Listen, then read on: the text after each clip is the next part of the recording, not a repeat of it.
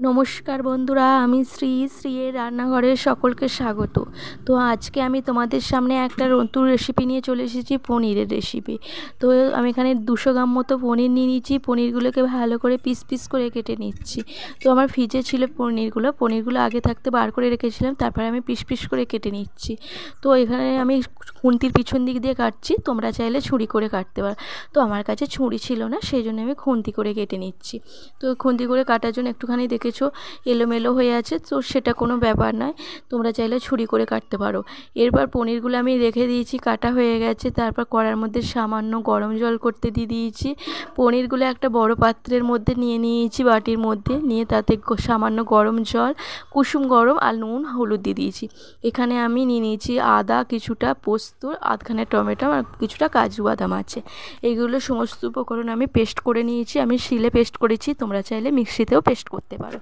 তারপর আমি চলে এসেছি কড়ার মধ্যে আমি সামান্য সর্ষে তেল দিয়ে দিয়েছি। সর্ষে তেল দিয়ে জল থেকে পনিরগুলো আমি ছেঁকে নিয়েছিলাম। আমার পনিরগুলো ভিজিয়ে রেখেছিলাম 3 মিনিট মতো।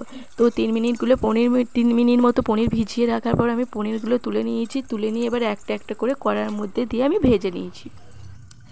তো দেখতেই পাচ্ছ আমার পনিরগুলো ভালো করে ভাজা হয়ে গেছে। আর তোমরা যদি চাও হালকা ভাজা খেতে তো হালকা করেও ভাজতে পারো।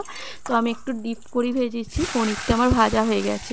তারপর এখানে আমি নিয়ে নিয়েছি আলুগুলো আমি একটু মাঝারি সাইজে করে কেটে নিয়েছিলাম। সেই আলুগুলোর মধ্যে আমি একটু সামান্য নুন আর সামান্য হলুদ, বেশি নয়, 1 চিমটি করে নুন হলুদ দিয়ে দিয়েছি। দিয়ে ভালো করে নাড়াচাড়া করে লো ফ্লেমে দিয়ে আমি একটা পাত্র নিয়ে ঢাকা দিয়ে দেবো। এর ফলে কি হয়, আলুগুলো এর মধ্যে হালকা ভালো সিদ্ধ হয়ে যায়। তো এখানে আমার আলুগুলো ভাজা হয়ে গেছে দেখতে পেয়েছো, আর আলুগুলো আমার 70% মতো সিদ্ধ হয়ে গেছে। তো এইভাবে আমি সমস্ত আলুগুলো ভেজে নেবো। আর এই আলুগুলো আমি তুলে নিচ্ছি। বাকি আলুগুলো আমি এই একই পদ্ধতিতে ভেজে নিচ্ছি, নুন হলুদ দিয়ে দিলাম, দিয়ে ভালো করে ভাজবো। তো ভালো করে বাকি আলুগুলো ভাজা হয়ে গেছে। এরপর তুলে নিয়েছি। এরপর দিয়ে দিয়েছি কড়ার মধ্যে একটা তেজপাতা, পেস্ট করে রাখা মশলাটা।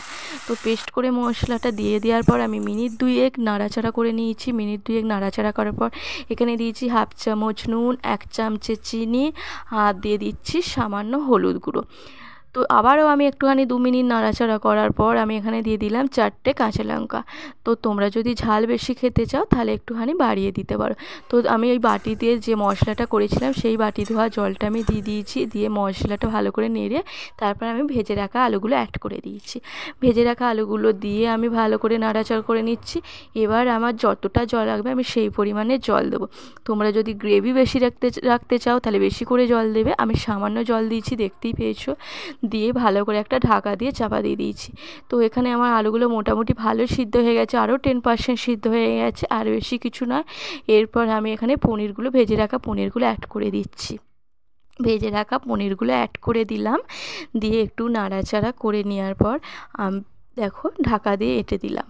তো ঢাকা দিয়ে ঢেকে দেওয়ার পর আবারও এখানে আমার পনিরের তরকারিটা রেডি হয়ে গেছে, ভালো করে সিদ্ধ হয়ে গেছে। তো তোমরা চাইলে বাড়িতে এইভাবে পনির রেসিপি তৈরি করতে পারো। কি দেখে কেমন লাগছে বলো? সত্যিই ভালো হয়েছিল। তোমরা চাইলে বাড়িতে অবশ্যই করতে পারো। আর আমার ভিডিও ভালো লাগলে অবশ্যই লাইক, কমেন্ট আর শেয়ার